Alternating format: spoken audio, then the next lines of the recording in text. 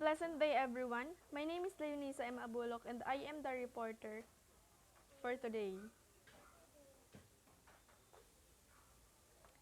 Unit 4, Introduction to Contracts. Module 7, Concepts, Classification, Elements, and Stages of a Contract.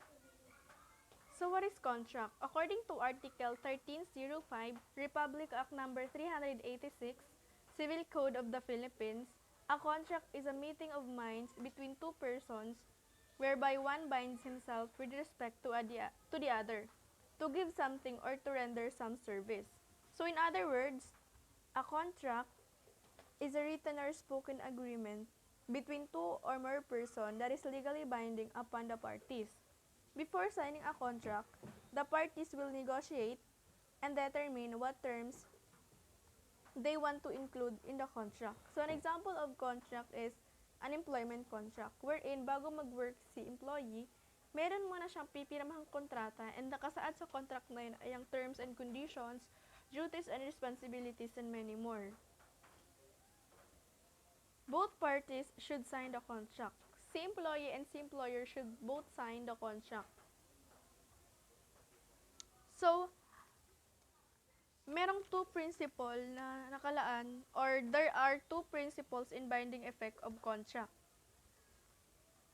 So, letter A, obligations arising from the contract have the force of law between the contracting parties. So, dito na papasok yung obligation. Kung ano ba yung obligation ng dalawang party na nakasaad doon sa kontrata. So, an example natin kanina ay ang employment contract. So, ano ba yung mga obligation ni employee at ni employer sa bawat isa? So, ang obligation ni employee is to render a service. In a contract, the parties involved offer something. It can be product, service, money, and such. So, doon sa example natin kanina, ang obligation ni employee kay employer is to render a service. On the other hand, ang obligation naman ni employer kay employee is to give money or bigyan siya ng tamang pasahod. Both of them should fulfill their obligation. Kasi, once na si employee mag-failed siya na i-fulfill yung obligation niya, pwede siyang makasuhan ni employer ng breach of contract. Which is, ayun yung nangyari kay Nadine Lustre. Si Nadine Lustre is nag-sign siya ng kontrata sa Viva Agency hanggang 2029, ang effective date ng kontrata na yon. Pero, ang nangyari, habang naka-sign siya ng kontrata sa Viva Agency, nag-sign ulit siya ng other contract sa ibang company without the consent ng Viva Agency. Which is, na-violate niya yung kontrata sa Viva Agency. So, dahil doon, nag-order ng cease and desist si Viva Agency kay Nadine to stop doing illegal activities. Kaya nga, in a contract, it is very important to fulfill your obligation. Kasi once na mag-fail kang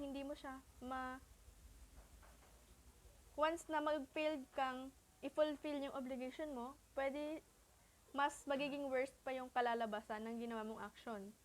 Pwede kang makaso ng breach of contract, pwede ka pang pagbayarin ng damage. Pero yung nangyari kay Nadine Lustre, until now naman, nagkabati na si Viva Agency tsaka si Nadine, and until now, ang may hawak pa rin ng career ni Nadine ay ang Viva Agency.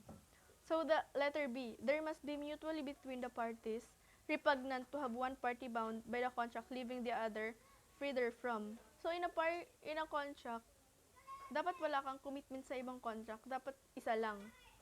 And you should agree on the contract doon sa pinirmahan mong kontrata para walang mag-complicate or walang other issues or para hindi na masyadong complicated. So, there are three elements of a contract. The first one is essential, without which there can be no contract. So, sa kontrata, meron siyang tatlo nilalaman, the consent, the object, and the cause. Without the consent, the contract will void. Hindi siya. Kung wala ang consent, ang kontrata ay walang bisa. So, dapat meron siyang tatlong ito. The consent, object, and the cause. So, what are the difference between these three? Pag sinabi natin consent, ito yung Halimbawa, si si party A, nag-offer siya kay party B, and then si party B, inaccept niya ito. So, the consent there is, they give their consent voluntarily.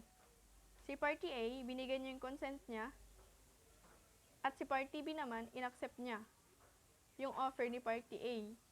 So, they give their consent voluntarily. Walang naganap na karahasan. Hindi siya nagbigay, hindi siya, if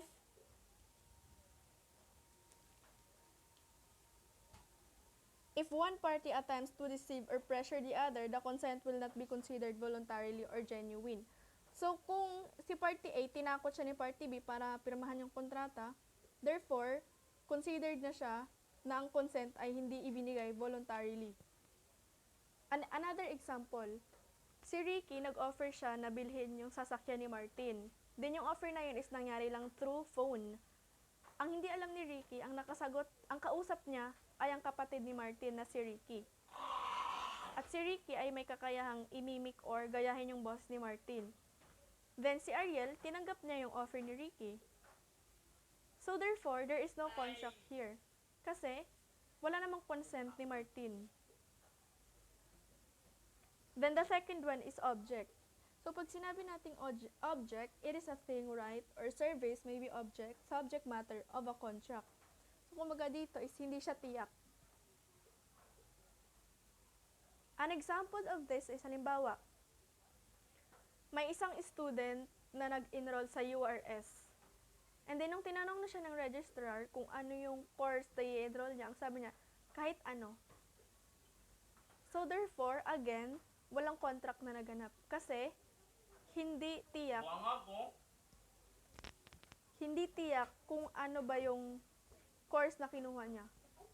So, hindi alam ng university kung anong ituturo dun sa student. Kasi ang sabi niya, kahit ano lang ang course na kukunin niya, wala namang course na kahit ano. Right? So, letter C, the cause. Ang cause, it is the essential reason why they enter into a contract. Ito yung pinaka-main reason kung bakit sila nag-undergo sa kontrata. An example of this is, halimbawa, si Marcia, nainggit siya kay John kasi ang ganda ng bahay ni John. Wala na bang ibang paraan para mapasakamay ni Marcia yung bahay ni John unless i-donate ito ni John kay Marcia. At yun yung magiging cost ng contract. So, for a contract to exist between Marcia and John, dapat si Marcia mag-offer siya ng something kay John. Kapalit ng bahay. It can be money or some other piece of property. Which is, yun yung magiging cost ng kontrata nilang dalawa.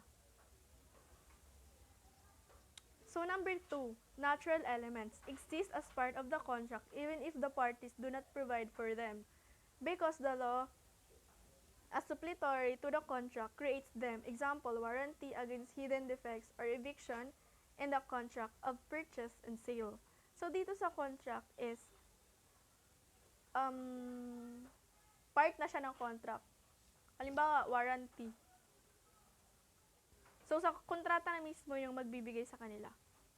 So, number 3, accidental elements agreed upon by the parties and which cannot exist without being stipulated. Example, mortgage, guarantee, and bond.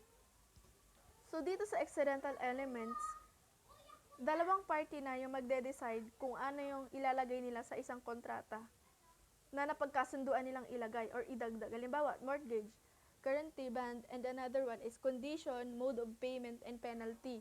So, ito yung ilalagay ng both parties na napagkasunduan nilang ilagay sa isang kontrata.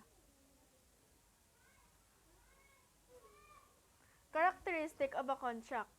So, there are 5 characteristics of a contract. The first one is mutuality. Contracts must bind both contracting parties. Its validity or compliance cannot be left to the will of one of them. Article 1308. So, dito sa mutuality, and that we should remember the mutual and unilateral. Contracts are agreed upon by mutual consent. Therefore, their compliance or validity must also be mutual. There are also instances when extinguish of an obligation arising from a contract can be terminated as long as such termination is mutual, not unilateral. In fact, a party cannot unilaterally give up or modify what is incumbent upon him under the contract. So dito sa mutual is both of them agreed to sign the contract. So yung contract na yun is pwede siyang ma-terminate if both of them decided to. Pero kung ang isa lang sa kanila ang gustong i-terminate, yung nangyari kay Nadine, gusto niya i-terminate yung contract niya with Viva, hindi siya pwede. Kasi isa lang yung nag-a-agree. Dito sa mutuality, dapat both of them should agree. So according to Article 1309, the termination of that performance may be left to a third person, whose decision shall not be binding until it has been made known to both contracting parties. So dito naman sa Article 1309, ang pagpapasya ay pwedeng iwan doon sa third person, pero dapat ipaalam ito sa second person. Halimbawa, sa second person, di ba si party A, si party 1, then party 2, may kontrata. Si party 2 biglang umalis.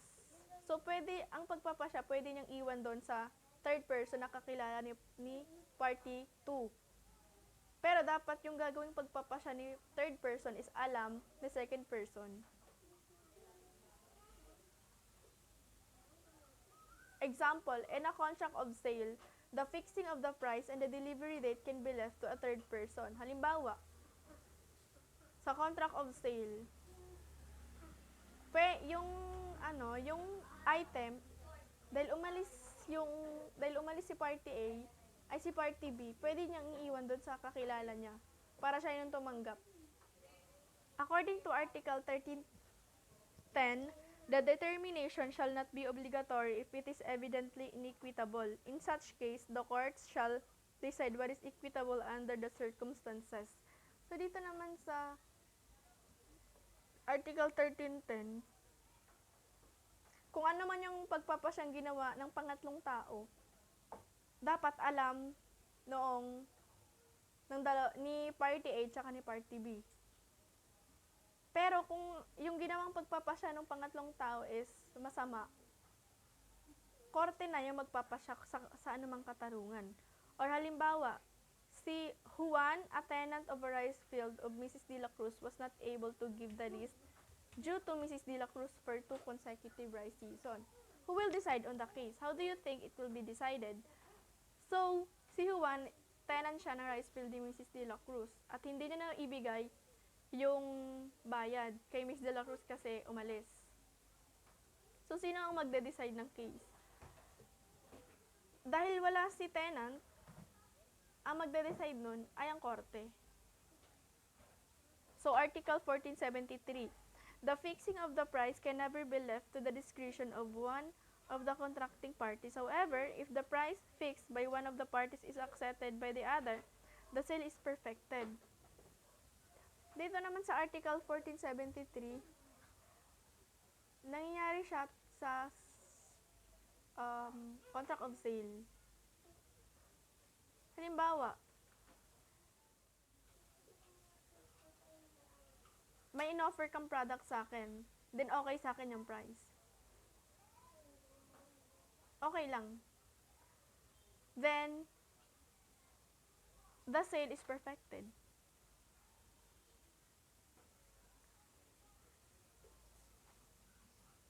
Contract of adhesion. A contract in which one party has already prepared a form of a contract containing stipulation desired by him and simply ask the other party to agree to them if he wants to enter into the contract. So, dito naman sa adhesion, ito naman yung mas may power si party A kaysa sa party B. Halimbawa, si party A,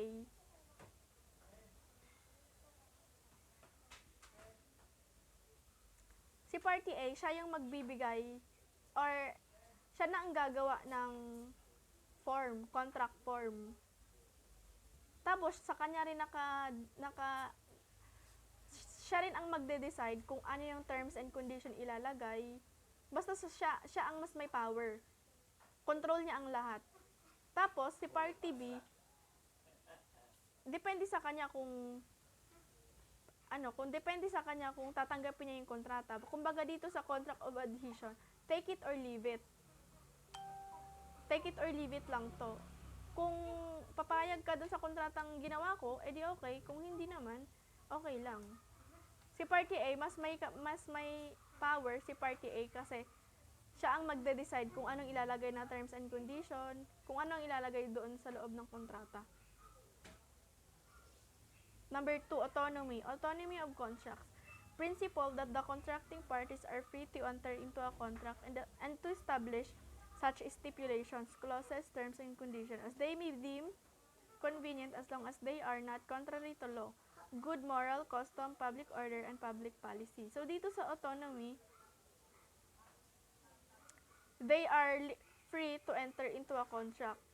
And then, pwede rin nilang ilagay kung ano yung ilalagay nila sa kontrata, terms and condition, ano pa ba, clauses, as long as hindi under ng law, or as long as hindi nila nalalabag yung batas. Letter A, contrary to law, laws a contract must not intervene. 1. Expressly declare their obligatory character. 2. Prohibitive. 3. Express fundamental principles of justice which cannot be overlooked by the contracting parties. 4. Impose essential requisites without which the contract cannot exist. So, dito sa autonomy, dapat both parties they are free to enter into a contract as long as hindi nila naaapakan or nalalabag yung batas. Pwede nilang ilagay yung clause, terms and condition as long as hindi nila nalalabag yung batas. At dapat sa loob ng kontrata nakalagay doon or nakadistinguish yung obligation nila sa bawat isa. Illustration, an agreement whereby X is to render service as a servant to Y without compensation as long as X has not paid his debt is reprehensible and censurable. So, dito sa illustration, si X is magre-render siya ng service bilang servant kay Y. Bilang kapalit or bilang bayad. Kasi si X is hindi niya pa nababayaran ang utang niya kay Y. So, bilang kapalit, magre-render siya ng service kay Y. Yun na lang yung magiging bayad niya doon sa utang na hindi nababayaran niya kay Y.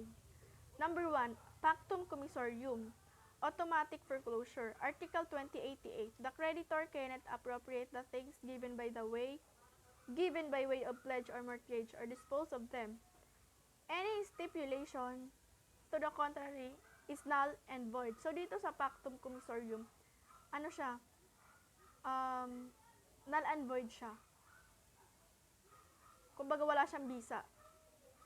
Pactum Commissorium, wala siyang bisa. So, example, nanghiram ako ng 100,000 sa aking kaibigan. And then, 11 months ko siyang babayaran. Then, may interest siyang 10% every month. So, ang 10% ng 100,000 ay 10,000. So, 10,000 a month kung babayaran ang utang kong 100,000 sa aking kaibigan. Babayaran ko yun ng hanggang 11 months. So, pinakiusapan ako ng kaibigan ko na magbigay ng mortgage. So, ang ibinigay ko ay lote. Nakasaad sa kasunduan namin na kapag hindi ako makapagbayad ng anumang pera every month, kukunin niya ng loten ko. Ang magmamayari na ng lote ay ang kaibigan ko kasi hindi ako nakapagbayad. Mula first month hanggang 6th month, nakapagbayad ako ng 10,000. Pero, nung sumapit ng ika-7 month, hindi ako nakapagbayad kasi ang perang dapat ibabayad ko sa aking kaibigan ay nagamit ko sa aking anak kasi nagkasakit siya. Ginamit ko yung hospital bill. Sinubukan kong magbayad ng 20,000. Kasi di ba hindi ako nakapagbayad ng 10,000 noong ika-7th month. Kaya naman, dodoblehin ko siya. Gagawin ko ng 20,000 sa susunod na buwan. Pero, tumanggi yung kaibigan ko. Ang sabi niya kasi, sa kanya, dahil hindi ako nakapagbayad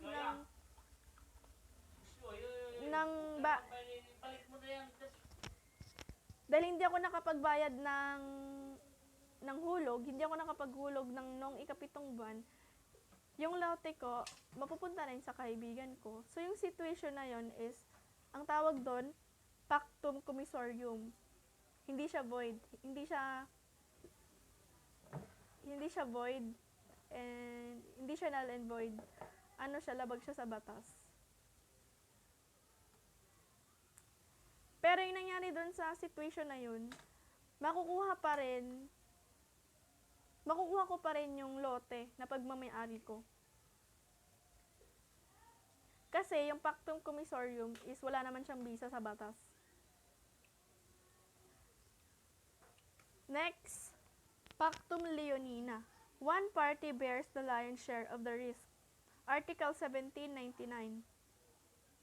A stipulation including one or more parties from any share in the profits or losses is void. So, pactum leonina is also null and void. Labag rin siya sa batas. So, dito sa pactum leonina, one more parties from any share in the profit or loss is void. Katulad ng pactum commissorium, null and void din siya. So, pactum de non alienado, not to alienate. Article 2130, a stipulation forbidding the owner from alienating the immutable mortgage shall be void. B. Contrary to morals. Man's innate sense or notion of what is right and wrong, more or less universal. So, dito sa contrary or morals, ito yung pag-alam sa kung ano yung tama at mali.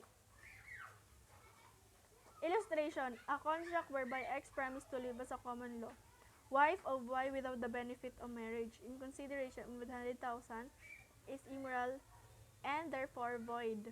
So, dito sa illustration, ang common law marriage, ito yung kumbaga, hindi sila legal na kasal. Kumbaga, nagsasama lang sila. Hindi katulad ng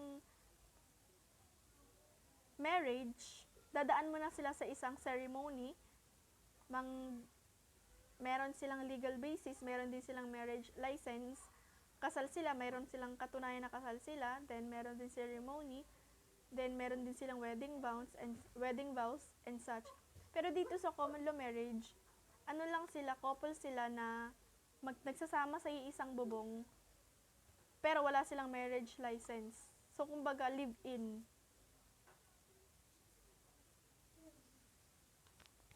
Letter C, contrary to good custom. So, dito sa illustration pala is, sa common law,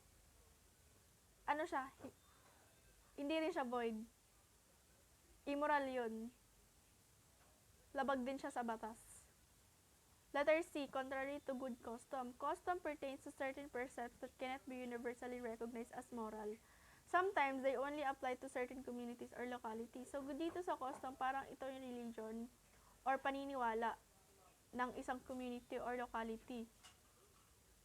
Hindi siya universally recognized as moral.